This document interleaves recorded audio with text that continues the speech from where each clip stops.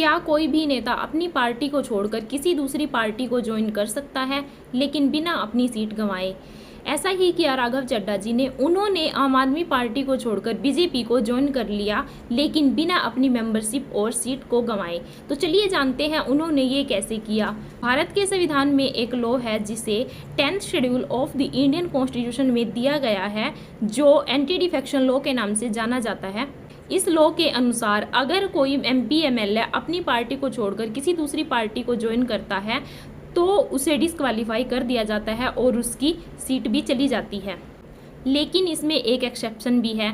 अगर किसी पार्टी के 2/3 मेंबर्स यानी मेजॉरिटी ऑफ पीपल एक साथ किसी दूसरी पार्टी को ज्वाइन करते हैं तो इसे डिफेक्शन नहीं बल्कि मर्जर यानी विलय माना जाता है।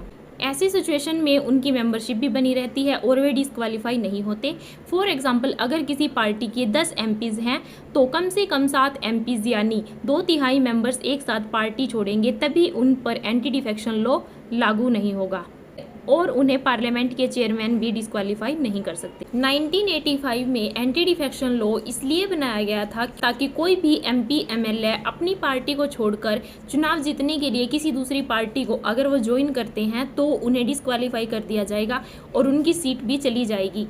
इसीलिए अगर कोई एमपी एमएलए अकेले सीट छोड़ता है तो उनकी मेंबरशिप रद्द कर दी जाती है और अगर वो मेजॉरिटी ऑफ पीपल यानी 2/3 मेंबर्स के साथ में किसी दूसरी पार्टी में शामिल होते हैं तो उनकी मेंबरशिप भी बनी रहती है और उनकी सीट भी नहीं जाती। इसलिए राजनीति में पार्टी बदलना आसान है लेकिन सीट को बनाए रखना कानून पर निर्भर करता है। आई होप ये आपको अच्छे से समझ आया होगा। Thanks for watching.